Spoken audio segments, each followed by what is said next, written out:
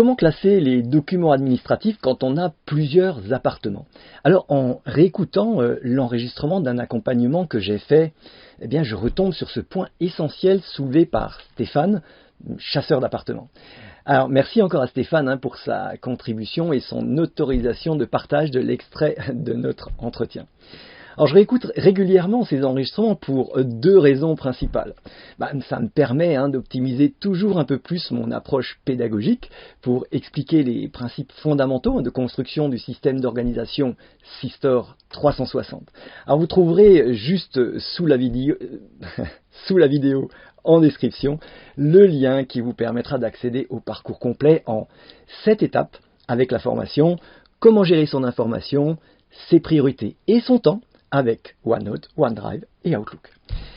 La deuxième raison, ça me permet de trouver des idées de vidéos, études de cas concrets, comme celle que je vous propose aujourd'hui. Allez, on réécoute ensemble cet échange avec Stéphane. Il nous explique le problème qu'il rencontre avec les docs administratifs liés à ses biens immobiliers. Eh bien, c'est parti. Mais un exemple tout simple, je reçois chaque trimestre des appels de charges,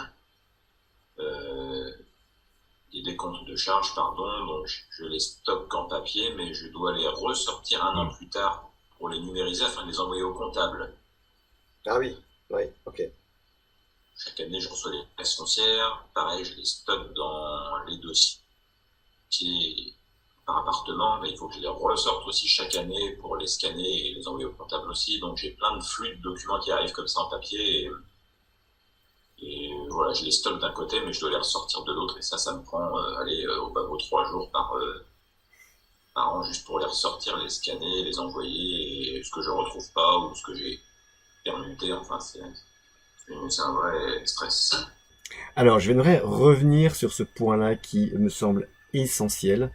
En fait, il y a deux questions qui se posent dans ce que dit Stéphane là, dans ses attentes.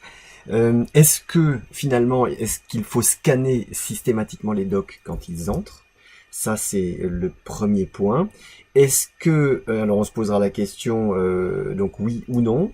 Et ensuite, la deuxième chose qui revient, mais systématiquement, vous voyez, là, à nouveau, il y a cette problématique de regroupement du flux ou des éléments d'information stockés en fonction de la destination. Je ne sais pas si vous avez entendu, mais donc Stéphane est chasseur d'appartements, et donc il regroupe les éléments dont la taxe foncière par appartement qu'il gère. Il va regrouper tous les éléments liés à chacun de ces biens. Donc évidemment, quand arrive le moment de la compta, du bilan, il doit effectivement remettre des pièces au comptable. Et ces pièces, quand elles sont comme cela réparties dans chacun des dossiers correspondant à chacun des biens, chacun des appartements, eh bien, ça prend un temps fou. Alors, vous allez me dire, oui, mais parfois, j'ai besoin d'avoir dans toutes les pièces liées à un appartement. Alors, vous verrez que ce regroupement en fonction de la destination, donc appartement ici, pose beaucoup plus de problèmes dans ce cas-là, c'est-à-dire que quand on regroupe en fonction de destination, plutôt que quand on regroupe en fonction de la thématique des éléments. Pourquoi? Parce que c'est très exceptionnel qu'on ait besoin d'avoir ce gros paquet d'éléments liés à un appartement. En général, quand on va échanger avec un interlocuteur, ça va être des demandes qui vont être différentes selon les cas. Et avec le comptable, on a besoin de telle pièce. Avec le notaire, on a besoin de telle autre pièce. Quand on va vouloir revendre, on aura besoin d'une liste de pièces aussi.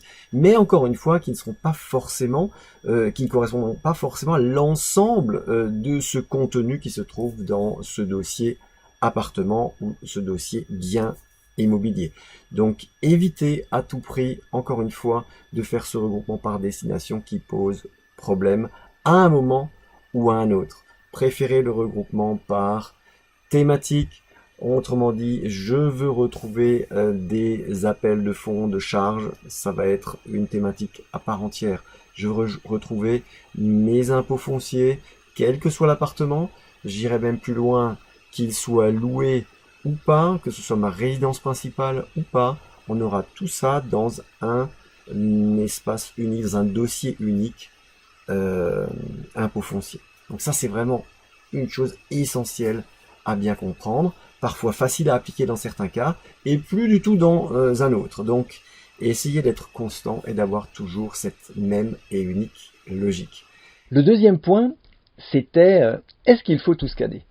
À partir du moment où vous savez que parmi les documents que vous recevez, il y en a qui devront être transmis par voie électronique à un moment donné, pour ces documents-là, incontestablement, oui, il faut scanner et je vous invite à le faire dès réception.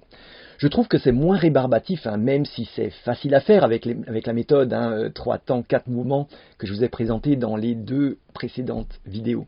Mais franchement, quand il commence à y en avoir vraiment beaucoup, ça devient pénible quand même.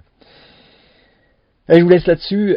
Essayez d'identifier de votre côté les dossiers qui pourraient constituer des regroupements de documents par destination et tentez de les regrouper par thématique pour tester cette nouvelle façon de faire. Vous pouvez également télécharger gratuitement le guide Comment faire l'état des lieux de sa vie numérique pour préparer la construction de votre nouveau système d'organisation. Le lien se trouve juste en dessous de celui qui vous permet d'aller plus loin avec la formation en ligne Sistore 360. Je vous dis à très bientôt dans la prochaine vidéo. Allez, prenez soin de vous, organisons-nous, prenez la main pour retrouver un esprit libre et serein. Salut!